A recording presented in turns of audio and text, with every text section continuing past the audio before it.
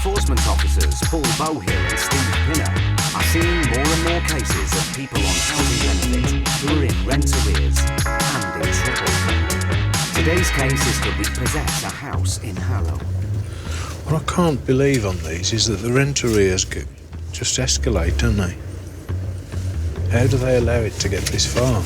According to their writ, the landlord is owed £10,000 by a female tenant. Well, we don't know anything about it, though, do we? Nothing at all. Do we need to, though? Well, no, I suppose if we not. know the whole story, we'll get all emotional about it. We'll be in tears sitting at the side of the road. Oh, I don't want to do this job. Well, please don't cry, you'll start me off.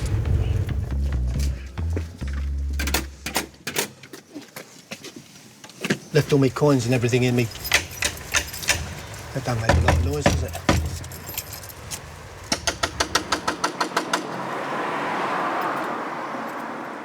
With no answer, their High Court powers enable them to break in.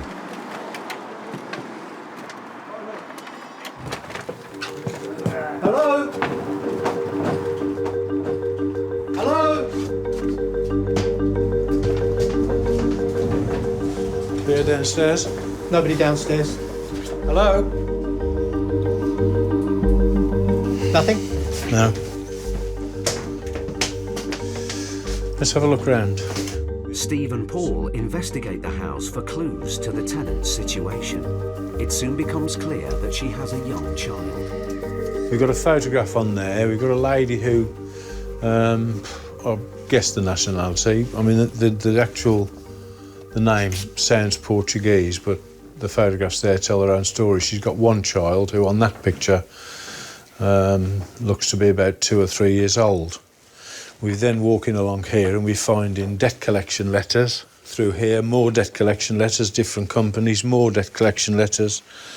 Brent's customer services threatening to take back £2,500 in an overpayment of housing benefit. And then in amongst it, we've got a guide to bankruptcy. A woman on her own here, got children, seriously weighed down with the debt problem. If we repossess a home, the people we feel sorriest for always are the children of the home. So they might be at school and they're going to come back and find that their home as it existed when they went to school no longer exists.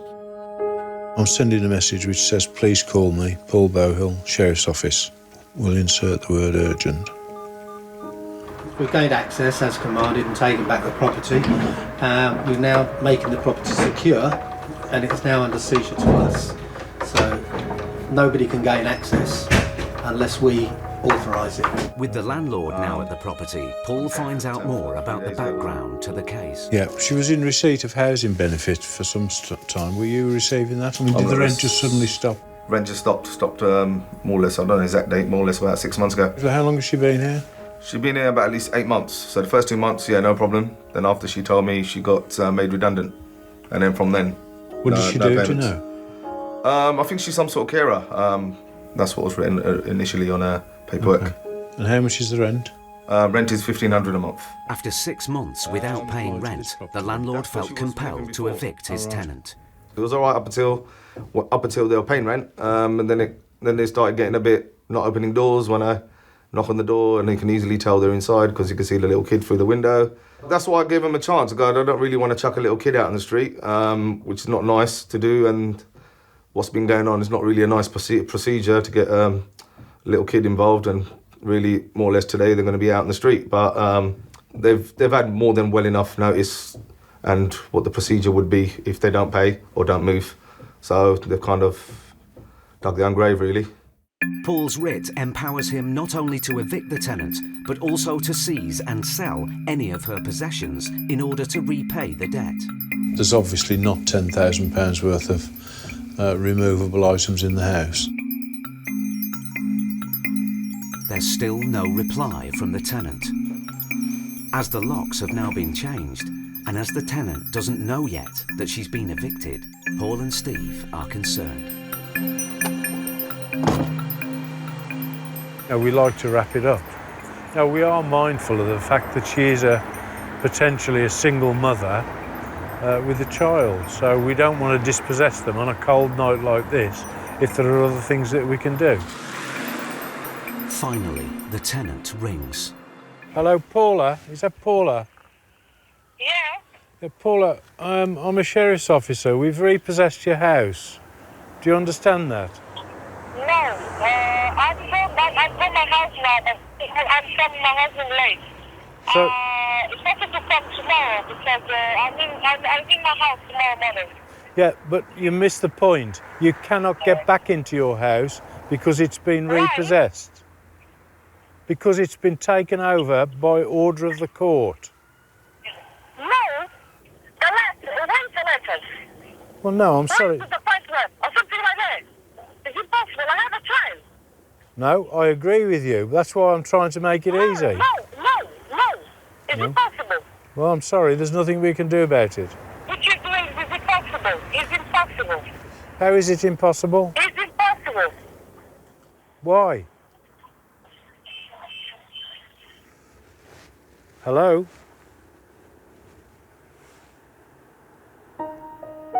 It's getting late. Paul and Steve are worried about where the tenant and her young son will spend the night. If children are involved in a repossession, we immediately go into a completely different mode to contact the council, because where children are involved, the council have a duty of care to provide emergency accommodation. Paul and Steve are on their way to West London.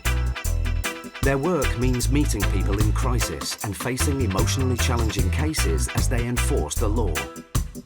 Today's job is one of them. Do you want a sweetie? Sorry? You can have a sweetie. I can have a sweetie. I'm having a chewy at the moment. Oh, right. You're so ungrateful. They have a high court order to evict a couple who have become sitting tenants. How far is it? Are we there yet? No, we're not there yet. The tenant's lease has run out. They haven't paid their rent in 5 months, and they've ignored all letters and court orders telling them to leave. The 2-bedroom flat is in a nice area in Chiswick. The owner's son is waiting for them outside the property. He wants to witness the eviction. If the landlord is there, you're a target. It makes it contentious. That's fine. We're actually once removed from that, Yep. so they can batter on about you to us. Okay. And it goes over there. Yeah, so, no worries. But that's only for the first 5 minutes. Okay. The landlords are a retired couple who rely on the rental income. They are owed over £10,000. The flat is actually held by my parents, who are retired, and sadly that's meant that all their pension for the last 4 or 5 months has gone on paying the mortgage on this flat. They've worked all their life, so the last few months they haven't had the money to spend on living that they would have had otherwise. So it's been very bad news in that respect. The block down that end, while the tenants effectively stayed there rent-free and, to my mind, squatted. The owner's son has also been told that the property is now not in a good condition. There have been complaints about bad smells from the neighbours.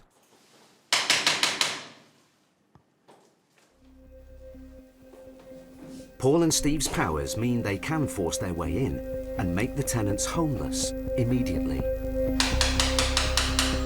Hello? We have a writ here to repossess the property. We'd rather you open the door and save the damage of us breaking in. How long has this been going on? Since June. Okay. Was he there? There's no answer. Nobody.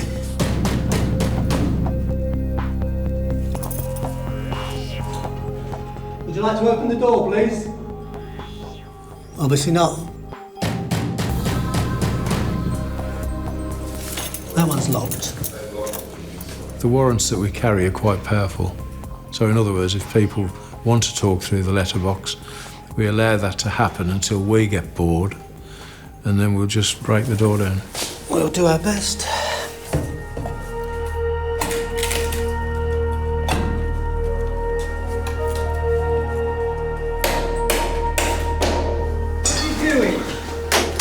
We've come to repossess the property, sir. Would you like to open the door so we can talk about it? Talk this through the door. Please read it fully. People become face to face with a debt situation when a High Court enforcement officer knocks on the door. Until that time, they can just dismiss it. They can shred the letters, ignore the telephone calls, or pretend that it doesn't exist.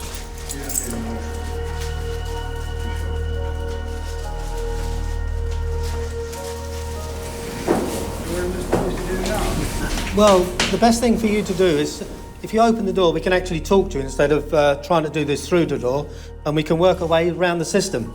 If you feel that it's not correct and you'd like to call the police, feel free to do so. Either way, sir, we can enter the property with or without your permission, but we'd rather do it with your permission.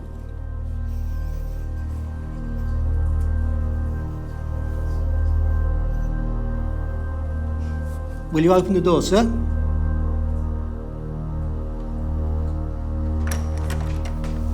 Thank you very much.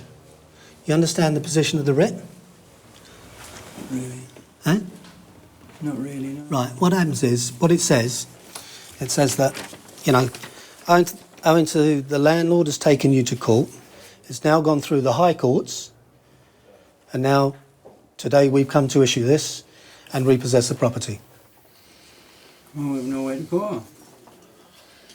But this has been going on for some time. I mean, this isn't the first you've heard of it today, is it? No, we've been trying to find somewhere. But won't the council rehouse you? They're trying to do it. They're trying to serve it, but they said we're not high priority. Well, you are today. Now. Yeah. Today you are a high priority because you're now homeless.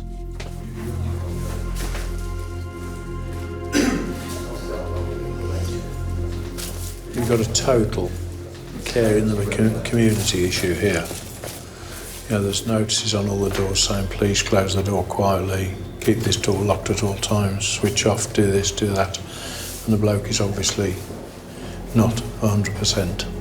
So we've suggested that he ring the council to get the system rolling, and then we'll deal with it. The tenant's vulnerable condition is a real surprise to everyone. Paul and Steve now face a dilemma. They are worried about the tenants, who currently have nowhere to go. But they also have to carry out the eviction as commanded by the court order. They have to make a decision.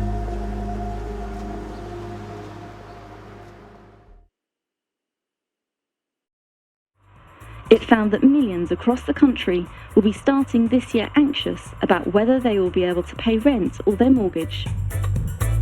Today, the enforcement team is on their way to an unusual house repossession in Croydon, South London. We're looking for 79. 79. There's one landlord and one property, but two sets of tenants are being evicted. The landlord served notice on them 3 months ago. He wants to renovate the property, but they've not budged. Number 79, next to the white door. The arrival of the sheriffs, armed with a High Court writ of possession, will soon bring both tenancies to an end. Good morning. We're High Court enforcement officers. We come to repossess the property today. So... Is there somebody else here as well? Yeah, upstairs. Okay. The downstairs room is home to a young family with a small child. They have no rent arrears. In a room upstairs is a tenant who has 2 children. She owes almost £8,000 and has not paid rent for 24 months. We're High Court enforcement officers. Wow. And we've come to repossess the property today. Okay, yeah. With the landlord keen to begin renovations, there's an urgency to get this job wrapped up. This has been changed to the High Court. There's no eviction letters. I don't understand. No, but you had 2 months' notice of No, the... I have no notice at all. No. I've getting no notice, no eviction, no bailiff. I've getting nothing at all. When we arrive on their door, we explain why we're there, and the first thing they say to us is I don't know nothing about this. We don't know what you're talking about. And then we say to them, well, you must have had a letter from this. We've never had any letters from anybody telling us anything about this. And then you gradually talk to them and then realise, oh, yeah, we did have a letter saying that once. But they still try and deny that it's their problem. The writ instructs the sheriffs to evict both sets of tenants, but there's a problem. It's the council. Have you spoken to the council about being rehoused? Yeah, I've been there. And what was their answer? Wait till the bailiffs come. Yeah, I went there twice. The tenants have got standard delaying tactics, which are inevitably supported by the social housing people, so the councils, in other words. So the minute the landlord wants his property back, the councils go into mode, stop the housing benefit, and immediately start to obstruct, so the entire system clogs up. Paul and Steve are encountering more tenants who are refusing to move because they believe the council won't give them somewhere else to live. The landlord has chosen to go to the High Court to get this eviction notice because we're quicker than the county court is. We're from the High Court? No, we're from the High Court in London. Right, and they use us because we're fast.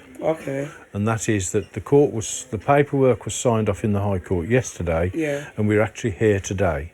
Right, but if you've been to the court, if you've been to the council, I can give you a copy of this High Court order.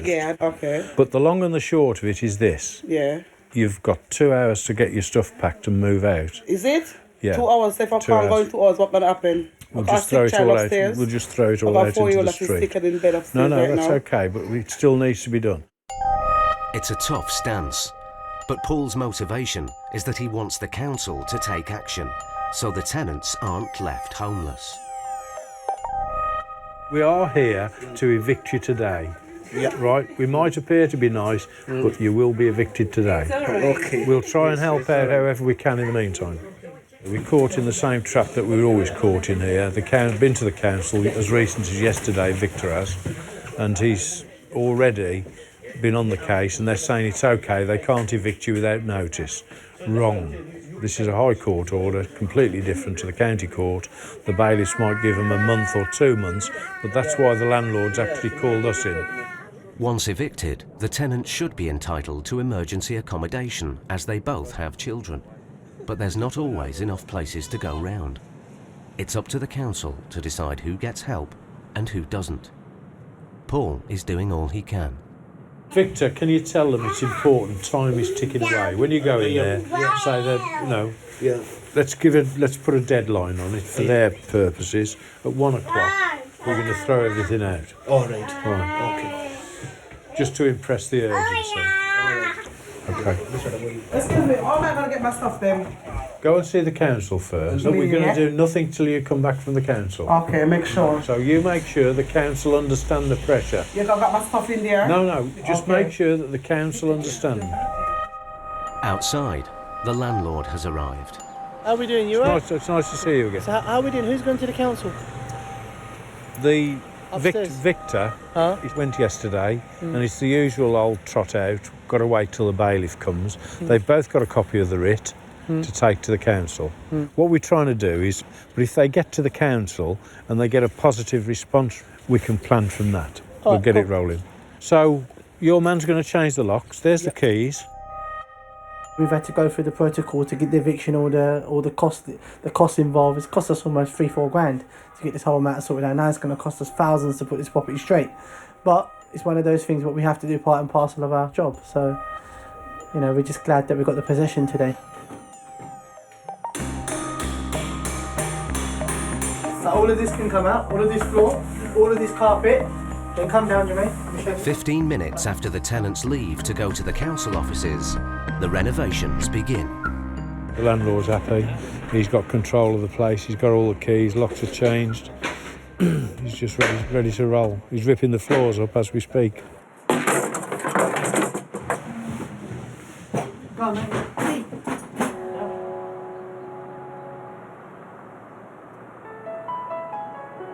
Early evening. The tenants' personal possessions are being collected. After many hours of negotiations, they've both been given emergency accommodation. If you look at the routine of a repossession, after we've overcome the first hit and we've repossessed the property, we change from bastard enforcement officers into caring individuals, and we will then go to tremendous lengths to make sure that people are dealt with sympathetically. Paul's uncompromising approach left the council with little option.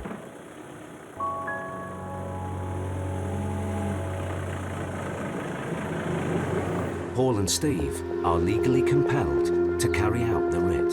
You can't stay in the flat anymore from tonight. I understand. Okay. Tonight? No. Yeah. Where do we go? Well, that's why we're trying to get get you to get in touch with the council to give you at least temporary accommodation. Well, how can we get our things together to get up? You know, can we? Okay. Will we have time? I'm asthmatic. My husband's disabled. Yes, I understand. Is there anything we can do? Unfortunately. Well, where do we go?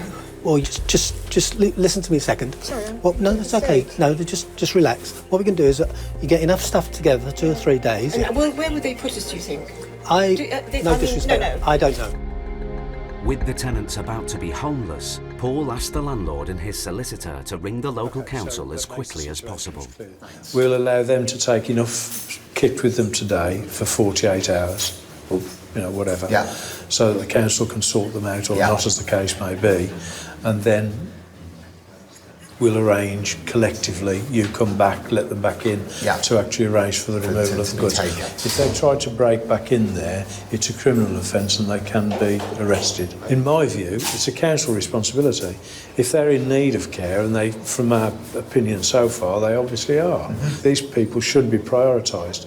But it won't kick up on the priority list until the bailiff's there and evicting them.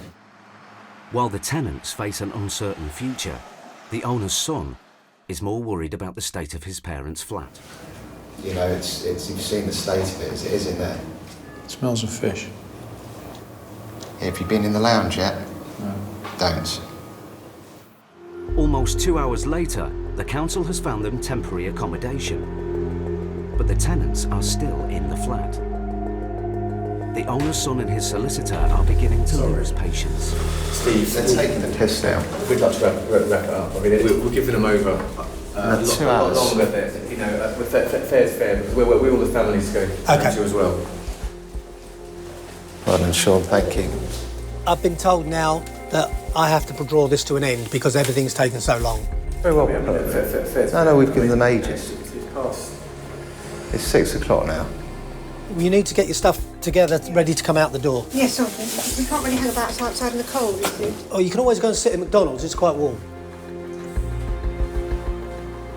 They're making no attempt now. You've been very helpful. What you need to do is you need to get your suitcase or where they're going to take your clothes in. We haven't got suitcases. We can't find suitcases, we never had time to get them out. There are no suitcases. They didn't have time to pack suitcases.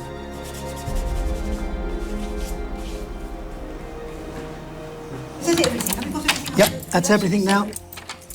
Okay, that's us done. Right, okay. Thanks very much. I'm sorry for the delay and the amount of time it took. Right, how are we doing?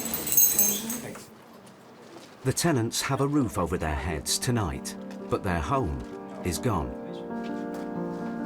The owner's son is eager to see what's happened to his parents' flat. Till I go in, because I haven't been in there for months, I really don't know what I'm going to be faced with. This flat, when they took it on, was pristine.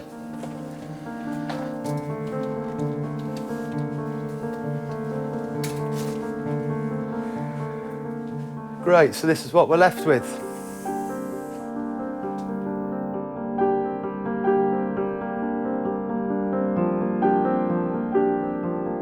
Well, just give up, don't you? What a shithole it is now. It was really clear that the people had a huge problem. They were just like, absolute hoarders, and the flat was 5 feet deep in waste paper, rubbish and collected items. There's a brand new sofa somewhere under that lot. And the rent arrears is probably around about 10 grand. Then you've got legal fees, so that's probably about another 3,500. And then sadly, because they have left the place in such a bad state, adds up to over double the arrears. So there's another 20-odd thousand pounds. Oh, shit, a brick. I think this is what estate agents would describe as in need of tender, loving care. And in the bedroom, which was the most shocking of all, there were 2 beds, but there were cardboard box constructions on the bed, and for whatever reason, they actually slept inside the cardboard boxes. So it was really sad. Well, at least we got it back.